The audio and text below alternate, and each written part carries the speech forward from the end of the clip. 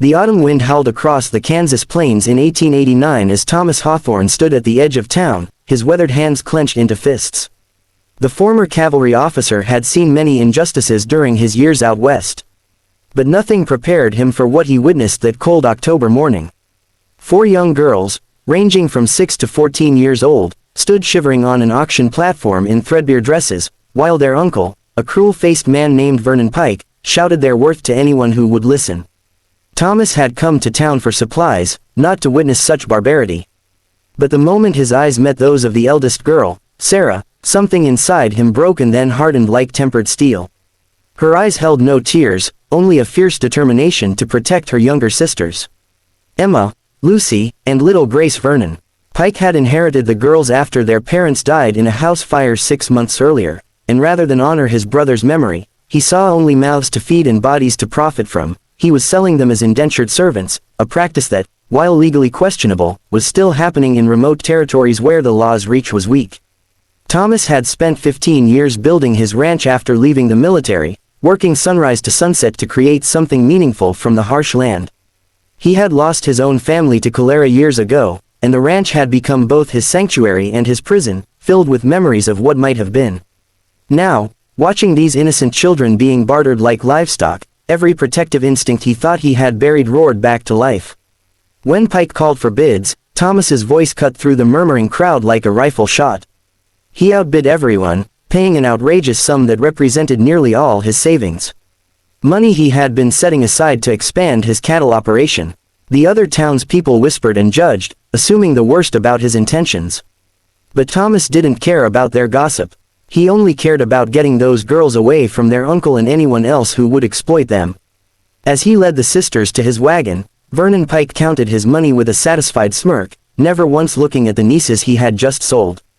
The ride back to the ranch was silent, except for little Grace's quiet sobbing. Thomas wanted to say something comforting, but words felt inadequate against such trauma. Instead, he made a decision that would change all their lives forever. That first night, he gathered the girls in his modest ranch house and made them a promise that echoed through the wooden walls.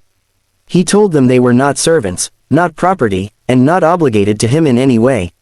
He would provide them a home, food, and safety, asking nothing in return except that they allow him to help them build a better future.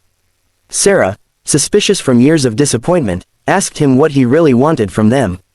Thomas looked at each girl in turn before answering with complete honesty that he wanted to give them what had been stolen from him. A family and a purpose.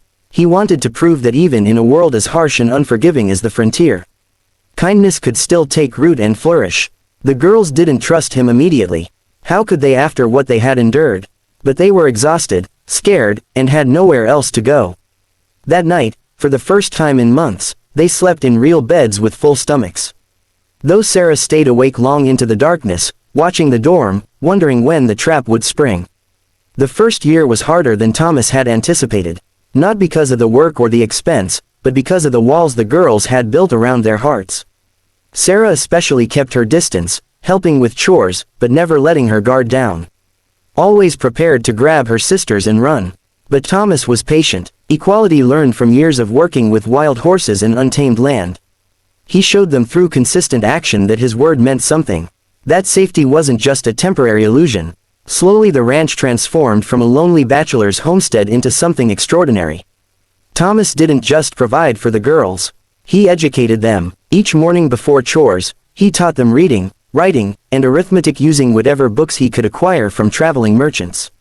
He taught them about animal husbandry, land management, and business, skills that most girls of that era were never given the opportunity to learn. When neighbors criticized him for wasting education on females, Thomas told them coldly that intelligence had no gender and that these girls would prove more capable than most men he had known. By the second year, something remarkable began to emerge. The girls weren't just surviving, they were thriving and innovating. Sarah, now 16, showed an incredible aptitude for horse breeding and began developing training methods that were surprisingly effective.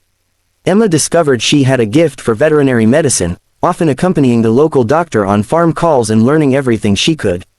Lucy became fascinated with agriculture and started experimenting with crop rotation, techniques she had read about in Thomas's old farming journals, and little Grace, now 8, appointed herself the ranch's official record keeper, maintaining meticulous books that would have impressed any accountant.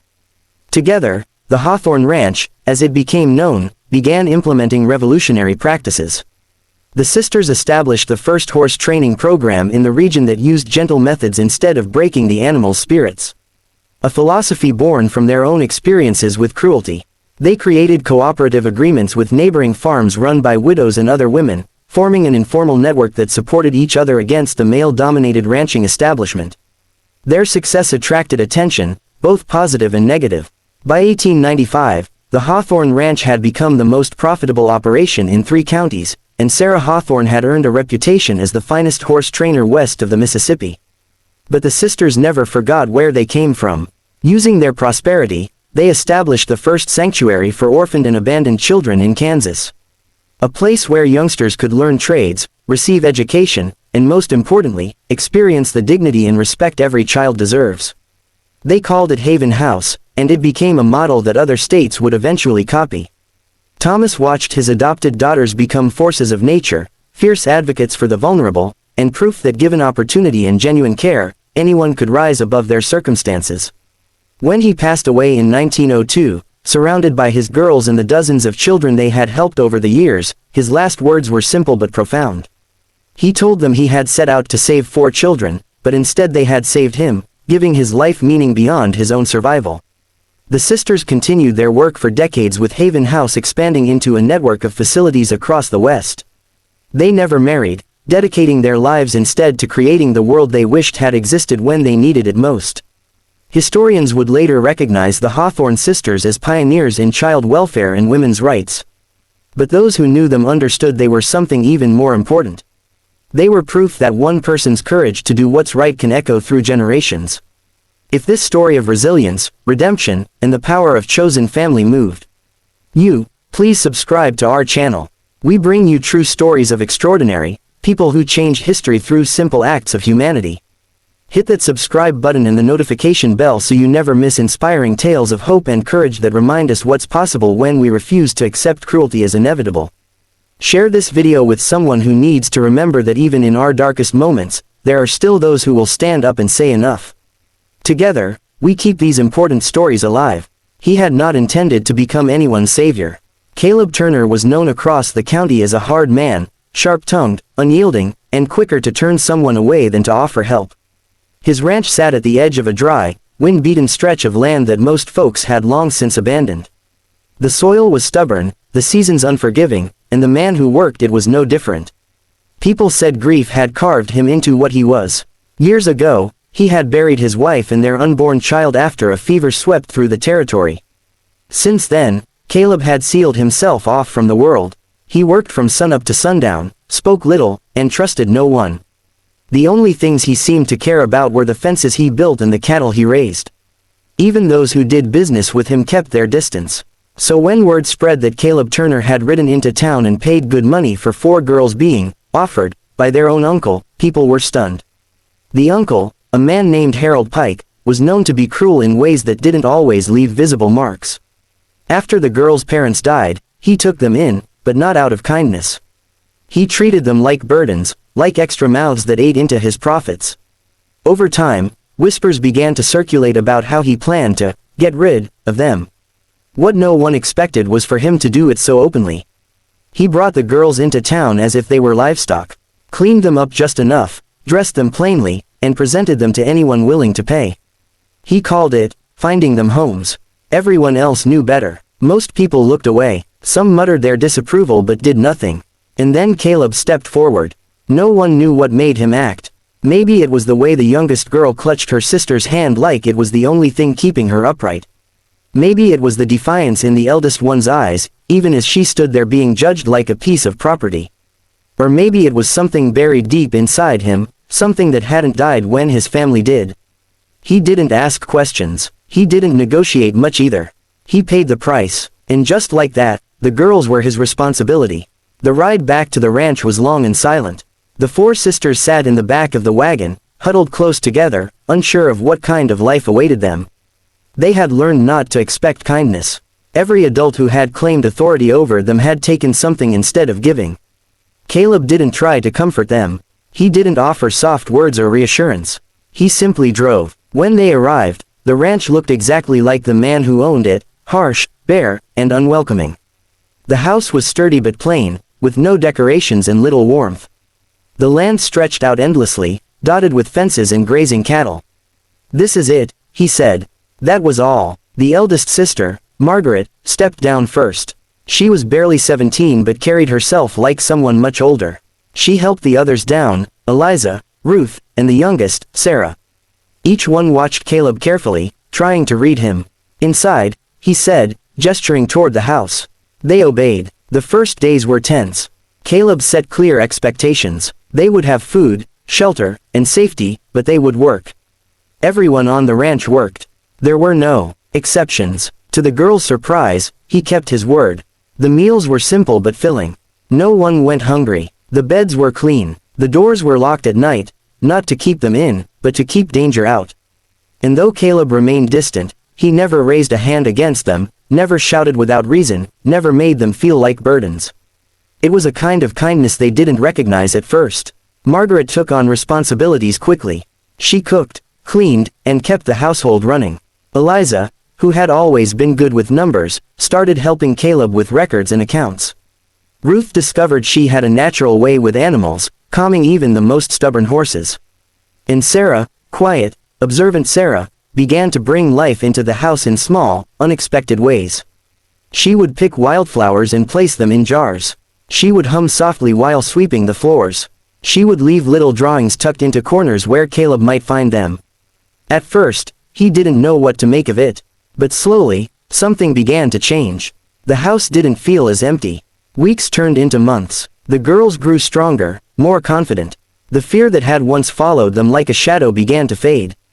In its place came something new, something fragile but powerful. Belonging. Caleb noticed it in the way they laughed together at the dinner table, in the way they moved through the house without hesitation, in the way they spoke to him, not with fear, but with cautious respect. He found himself changing too.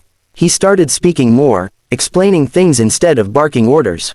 He showed Ruth how to handle difficult livestock, taught Eliza the finer points of managing the ranch's finances, and even allowed Sarah to help him repair fences, though she was small and often more in the way than helpful. Margaret was the hardest to reach. She carried the weight of their past more heavily than the others. She trusted slowly, if at all. But even she began to soften over time, especially when she saw how Caleb treated her sisters. One evening, after a long day's work, she approached him. "Why did you do it?" she asked. He didn't pretend not to understand. He leaned against the fence, looking out over the land before answering. "Didn't seem right," he said simply. That was all, but it was enough. Years passed, and the ranch began to thrive in ways no one expected.